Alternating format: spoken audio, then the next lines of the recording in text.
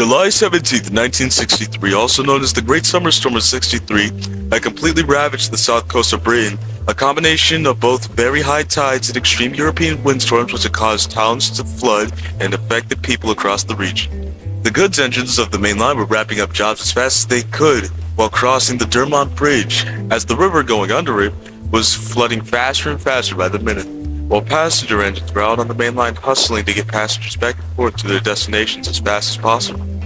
Meanwhile, at Ramore Sheds, Gilbert backed down into the sheds, only to find Liam there speaking with Mr. Norden, who was very concerned about the situation. Gilbert, I'm glad you made it back safely. So am I, mates. Any updates so far? Oh, it's bad. It's been getting worse by the minute. How was that 4MT tank when I was gone? He looked like a deer in the headlights. We've got socks older than him. It seems as though the majority are accounted for. What about Winston? Well, he told me earlier that he was going to stay at Southampton until the storm dies down for the time being. So how many trains do you think will be running and returning? I've barely seen a thing out here. I think you'd be lucky to see anything at all, Liam. Especially anything in this weather. Yeah, this is true though, but I hope that some of the others make it back safely. The 5MT began to look even more nervous. He then looked to find 3 engine berths next to him empty, which meant that 3 engines were unaccounted for. Both the elder B-12 and the young 5MT prayed that the 3 locomotives survived the storm and made it back to the sheds in one piece.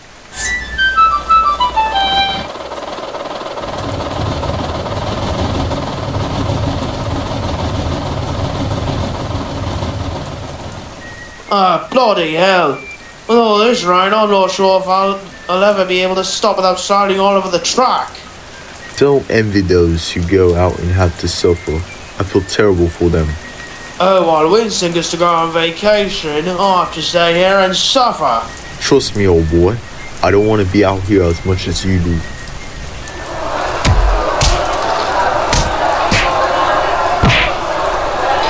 Oh, Jesus Christ. They're brawling now. Seriously, that's a 4th brawl today. I understand they want to be out of the pouring rain, but seriously, are they seriously having a fight over it? Yep, here comes coppers.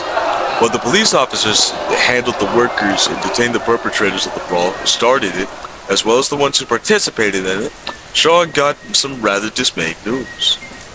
Anyways, 35009 and crew, everyone is on board, so it's best you leave now before the weather gets too bad to a point where nothing can operate.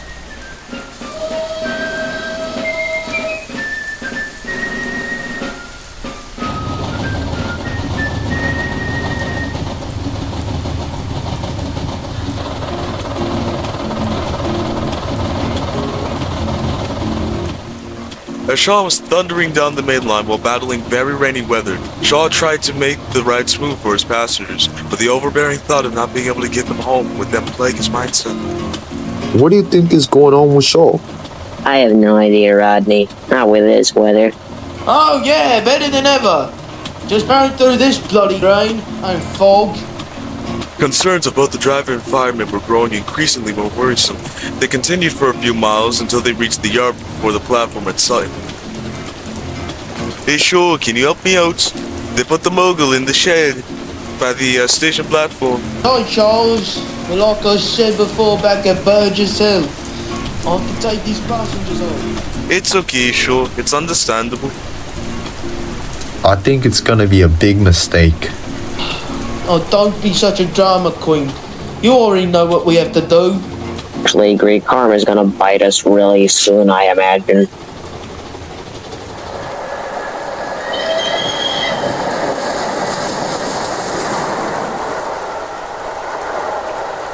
Unfortunately, in this weather, Shaw's fireman was right. Shit, what the fuck is happening? Why am I losing traction here? Shaw's wheels began to spin even more violently. We need to stop before something bad happens. Now where are we going to stop? Huh? You tell me, Douglas. Shaw's driver stopped just outside the tunnel and stepped out of his cab and into the pouring rain with the fireman. What's gotten into you, Shaw? I've never seen you act like this before. What's going on with me? What's going on with you? There's this massive storm out here. It's one of the biggest we ever had. Charles, can anything just fine? Don't you remember last winter? Yeah, I remember that, but this is different. This is a storm. Well, everyone is counting on us to take them home. That's not the point, Shaw. Express engines like yourself and Winston struggle in weathers like this. Even Charles in the engine you call mixed traffic half-breed struggle in weather like this. And so what? So what? So what? You're being serious right now? What's the problem, Shaw? Too big for your own buffers. You act like this is just a regular day on the railway for you. Everyone in those coaches needs us to get them home. Right now, we're on the main line and just sitting like ducks. Shaw. And I hope you understand this. Shaw! We get it. Being a railway driver and fireman isn't easy for us. It involves long hours every day, but if we still push through the day, even though through the worst weather like the snow, but we can't do our best if you're not at your best, and we need you at your best, even if the weather's like this. I'm baffled, and I'm sorry. We're sorry as well. Now, let's go make sure our passengers and others get back safely. Soon, Shaw's crew got back in the cabin and would slowly start to make their way back to Radmore. On their way there, Scotch was waiting. Hello, Shaw. I know you got quite a lot of coaches over there. I know that, Scotch. I was just hoping I could get them to Dermont in time. Well, I hate to tell you this, but Charles is stuck on the Dermont gradient. Fuck. Well, maybe I could help then while taking the passengers. Oh, no, you don't. Excuse me, you think these passengers don't want to wait here? I know you can't handle 12 coaches, let alone plus 16 other coaches. Who's going to help them or make sure my passengers are at their next stop by then? Don't worry about your passengers, Arthur's gonna take them to the Red Mark. Once his crew can convince him, leave the coaches here and go. What? You heard me. Go on now. Me and Arthur will handle your passenger situation. Okay, if you insist then. Shaw then met up with Lemon and Charles at the bottom of the Dermont gradient after dropping off his coaches at Litchfield Junction. Well, if it isn't Charles and Lemon, don't worry, mate. We got this. Shaw, Charles has 17 vans plus a brake van. Watch me.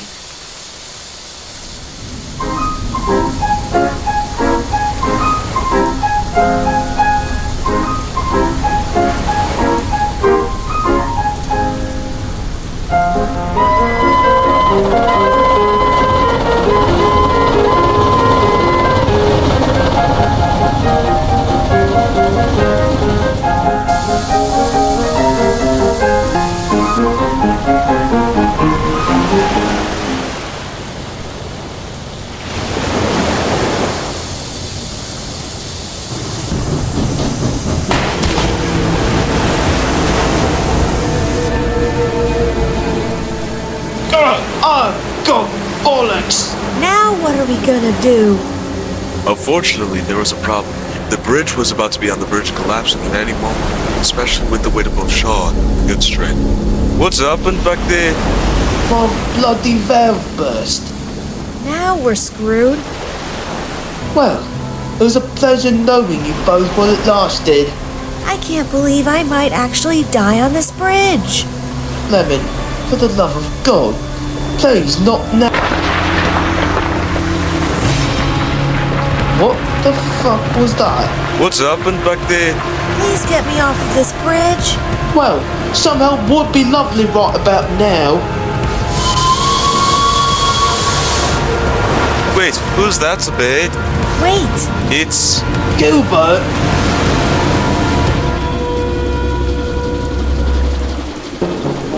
Hans, it's Liam. Oh, I couldn't help but notice you didn't make it back to the sheds. So, Mr. Nolan sent us to go find you guys. You might as well get us off this bridge right now. This shit's on the verge of collapsing. Right, then we might as well get moving.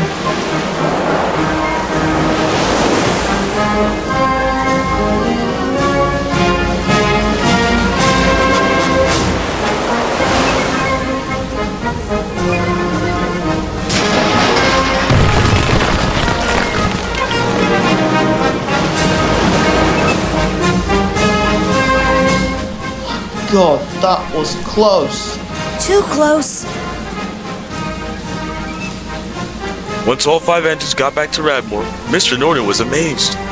Well, the Dermot Bridge is completely destroyed, thanks to the storm.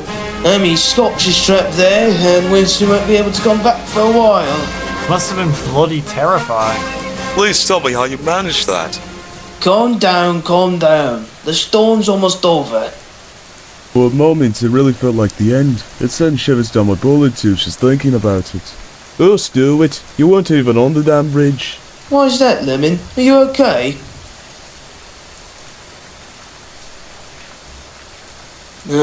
It's okay. You don't have to say a word. Just then, the yardmaster for Radmore came running inside the sheds. What are you doing here? I thought you would have clocked out by now. I can't do that. Not now. Some of the workers have been stranded at Wexham Harbor. To our knowledge, the bridges on that line are fine. We selected number 32468 here to carry out the rescue operation. You're fire stoked, right? Yes, sir, but Good. In that case, get going. It might get flooded soon. Lemon, though reluctantly, quickly set off with the Swaners branch.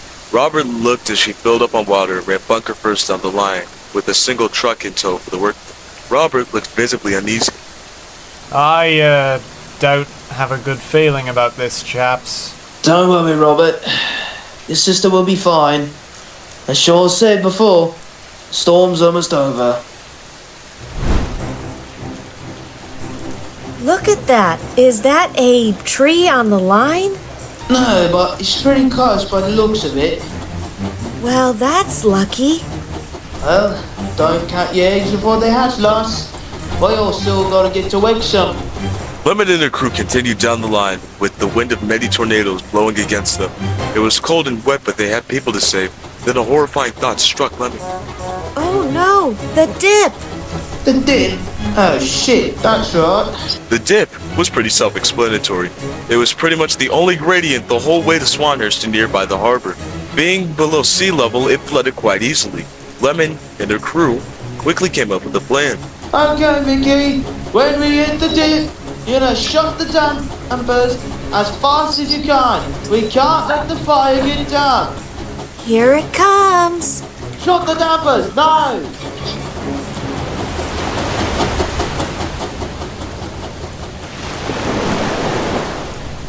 Oh, no! Come on, just meters to go. Try as they might, Lemon and her crew were well and truly stuck in the flood. Accepting defeat, Engineer Lowy essentially swam to the guard who was in the brake van. We need to send for another local. Sorry, mate, I think the radio's short. Fuck! Then I'm gonna have to take the floorboards then to just fire our locomotive. With what tools? Sure, there's a few things we got that we can gouge them out with. Okay, I'll try to radio in dispatch if they're even still active. It stops you from ripping out the floorboards. The guard stuck true to his word and tried to contact dispatch. After a few tries and a lot of feedback, they were able to get a hold of dispatch from Radmore. They quickly requested an engine, and dispatch agreed. Mr. Norton came back to the sheds in the now fairly calm rain. The day wasn't done just yet. I'm very sorry to do this to you chaps, but there's a blockage near Swanhurst that must be cleared. It's Lemon. She's flooded in and must be recovered soon. If not, she might be corroded too badly by the time the storm's over. So either one of you will have to go and volunteer, or we'll have to randomly select one of you. I'll go, sir. That's my bloomin' sister that's out there. Thank you, Rob. You're a good fit. But your crew clocked out hours ago. So what are we gonna do then? Well, before I moved here, I worked for the LMS during old Hitler's times, so I might know a thing or two. So you're volunteering to be my crew, I assume? Sure, I might not be the best or remember much, but I'll give it my best shot. Alright then, get on my footplate. We haven't gotten any time to waste. So, this is the regulator, right?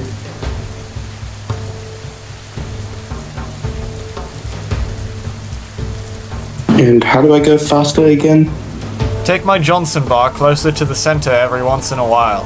That'll use less steam and make us go faster. So let me get the original point straight. We're rescuing the rescue mission. That is indeed the case, boy. Boy, I'm bloomin' 60. Robert and Mr. Norton made it the first 3 miles to Manston and took the connecting path to Swanhurst. They pushed through with all the effort they could muster. Even with Mr. Norton's sketchy locomotive handling skills, he and Robert made a great team. They eventually located Lemon and quickly worked something out. Lemon, can you hear me? Yeah? Alright, fantastic. We'll get you out of here. So, sir, what's the plan? Right, we'll pull him out so the crew can stoke a bit, then we'll go back through the water. Lemon know to whistle when she feels her pressure drop. That'll be a sign to keep pushing. If all goes well, we'll get to the workers. And, I imagine, we'll do this all over again on the way back. The small price to pay for salvation. Mr. Norton relayed the information to Lemon's driver and fireman, and they soon began the maneuver. Lemon successfully made it about the first 30 meters, but she soon felt the pressure in her boiler begin to drop. When that happened, she whistled to Robert. This was his signal to start helping. Sparks flew from his chimney as he made the final push through. They picked up the workers who had to stand at the platform, and they quickly clambered into the brake van Lemon brought for them. To go through the flood again, the two siblings rinsed and repeated the same routine, except it was Lemon pushing this time. By the time they all made it to Radmore, the storm was over. However, it was still very wet all around. Robert and Lemon moved themselves back to the sheds where they were greeted with a warm welcome from everyone. Well, look who's finally back. Robert, you gallant old chap. Bloody hell, there's two of them. Of course, he's my brother. We don't get to see each other often, so it is a bit jarring. Well, regardless, we're glad that everyone's safe. This storm really did a number on us. I'll tell you that much. As it did. The flipping bridge, the Dermont is gone. That's gonna put us out of action for at least a few weeks. Not really. Not all of it collapsed. So a quick patch job should do it well. And locos from other parts of the network can still run trains up to Sutton, so it's not all doom and gloom. I guess not. But plus we get vacation at the end, so I guess everything worked out spiffingly well. You could say that again, sure. The engines at Radmore hunkered down in the sheds for the next month. Robert and Lemon did a lot of catching up for a few hours since it had been a while since they saw each other. Everyone almost involved with the collapse of the Dermont Bridge had some friendly banter about the day's events before one by one they fell asleep. Gilbert was the last to go. As we drifted off, the sky cleared up and the sunset was shining brightly. This made Gilbert feel satisfied as his eyelids grew heavier and eventually went to sleep. Gilbert slept happily that night. The storm was finally over, and it wouldn't take too long for the railway to open back up. He was looking forward to what the future had in store for him, his friends, and their railway. The hardships were over. It was time for them to rest. They deserved it.